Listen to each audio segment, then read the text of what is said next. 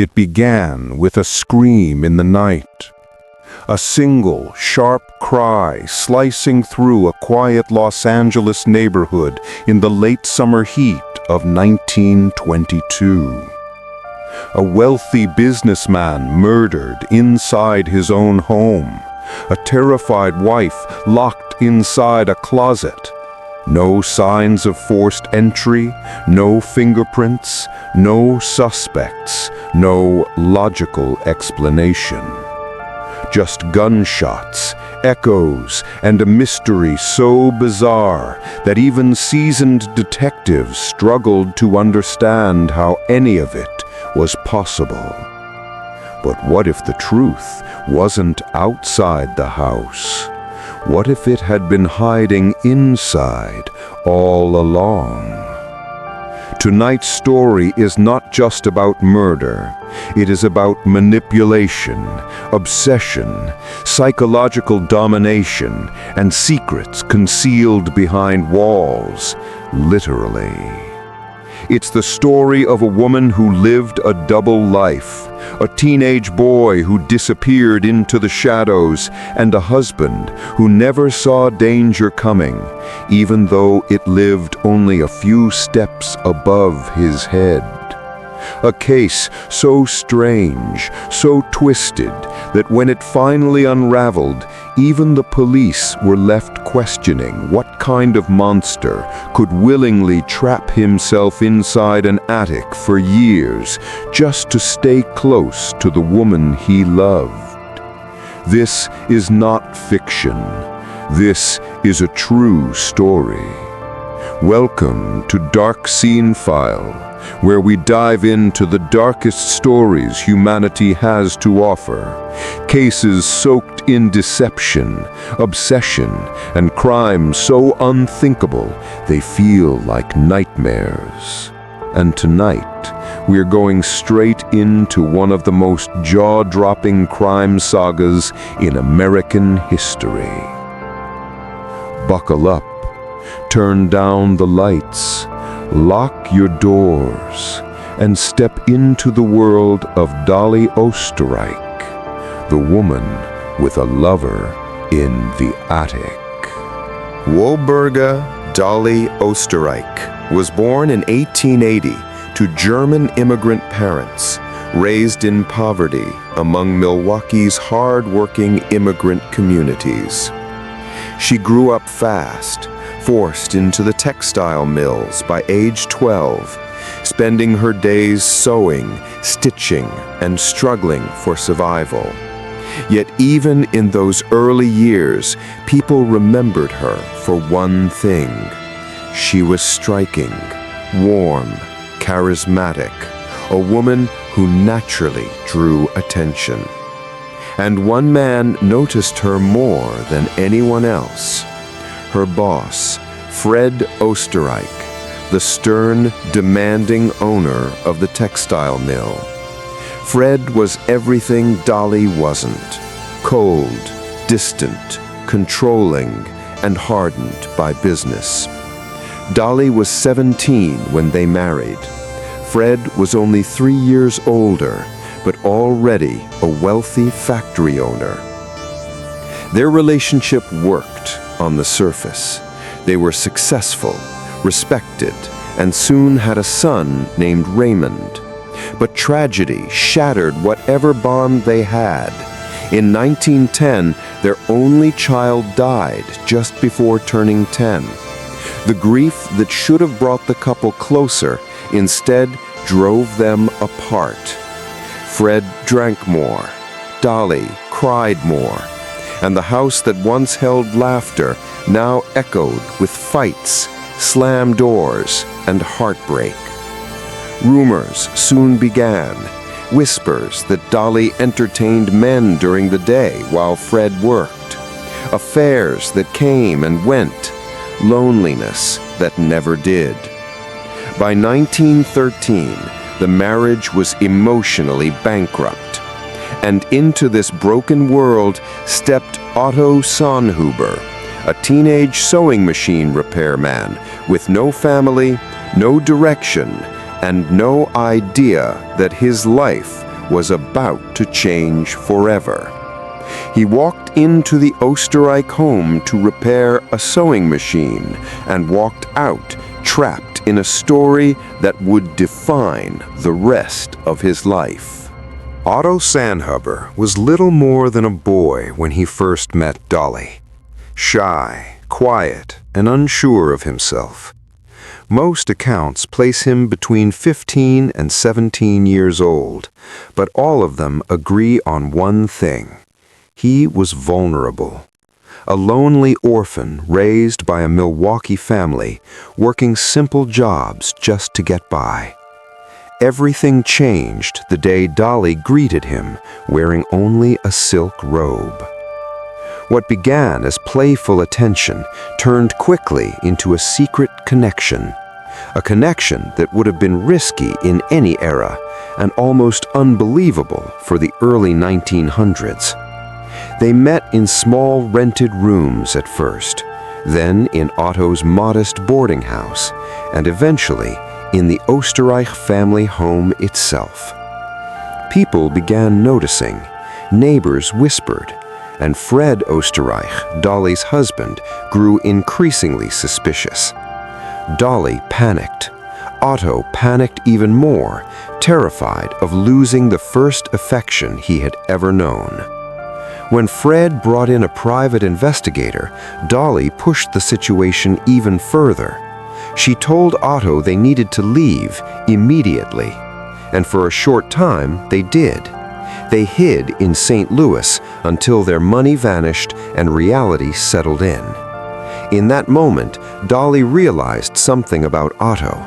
He was still just a young boy, someone who couldn't offer the life she enjoyed with Fred. So Dolly went home, and Otto disappeared for a while. But Dolly wasn't finished with him. By 1918, when the Oostenrijks moved to Los Angeles, the connection sparked again. And this time, Dolly suggested something Otto never saw coming. What if you lived in the attic? No neighbors would spot him, no one would ever question it, and he could stay near her, always. Otto, still heartbreakingly naive, agreed. He climbed into the attic of the Oostenrijk home, and he stayed there for years. When the Oostenrijks arrived in Los Angeles, the mansion at 858 North Andrews Place looked perfect, at least to Dolly. Fred gave her full freedom to choose the house, unaware that she was inspecting something very specific, the attic. Dolly and Otto had rehearsed this plan long before arriving. He would be her hidden lover, her secret companion, her silent shadow living above Fred's head. Fred worked long hours, Dolly stayed home, and Otto lived like a ghost. While the world believed Dolly was a lonely housewife, she was secretly slipping upstairs into the attic for hours, bringing Otto food, clothes, and books. Otto typed stories on a typewriter. Dolly told him she'd try to get them published. He believed her. Fred began hearing noises, footsteps, voices, the creak of floorboards above him. Neighbors heard the noises too. Fred assumed must be rats, or maybe I've been drinking too much. He even saw a doctor, convinced something was wrong with his mind. But nothing was wrong with Fred. His house simply wasn't as empty as he thought. Food disappeared, objects moved, strange thuds echoed at night. Dolly dismissed every concern. Fred drank more to cope, and Otto listened from the rafters as the marriage crumbled. By 1922, the household was a powder keg of tension. Fights grew louder, Fred grew angrier, and Dolly grew more desperate, because secrets left in the dark eventually demand to be exposed. And on August 22, 1922, everything exploded. It began with an argument, one of many. Fred had been drinking. Dolly was furious. The couple returned home around 11:30 p.m. after dinner with friends. The fight continued the moment they walked inside. Dolly went upstairs to hang a fur piece. Fred walked toward the rear of the house. Then, chaos. A struggle, a crash, a shout. Before Dolly could react, someone shoved her into the closet and locked the door from the outside. She pounded and screamed, but the lock held. Downstairs, 4 gunshots shattered the quiet. Neighbors heard gunshots, screams, a woman yelling, "Fred! Oh, Fred!" When police arrived minutes later, they found Fred dead, 3 bullets through his chest. His diamond watch and lapel pin were missing, but nothing else was stolen. No forced entry, no footprints, no fingerprints. And Dolly? Locked inside the closet, with the key placed outside the door. It looked like a robbery, a staged one, a sloppy one. But one detail stood out. Fred had complained for months about noises in the walls. And something else. Bullets from a .25 caliber gun, the exact gun Otto Sonnhuber owned. Except Otto didn't live in the house. At least, not officially. The police didn't find him that night. They didn't search the attic. And Otto silently climbed back into the rafters, hiding while Dolly cried and played the grieving wife downstairs. The case grew cold, because no one looks for a killer in the attic. For years after the murder, Dolly moved on, financially secure, socially active, and seemingly trying to rebuild her life. But she wasn't alone. She never was.